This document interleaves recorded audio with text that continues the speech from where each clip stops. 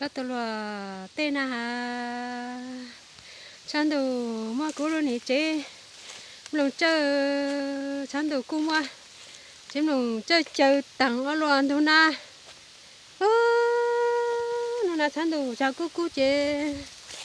cho tao chính cậu nữa nào này tao tung lùng cái gì cho ra lùng bồ tôi sẽ thế ta chỉ cho tôi hai lít tao chính cậu nào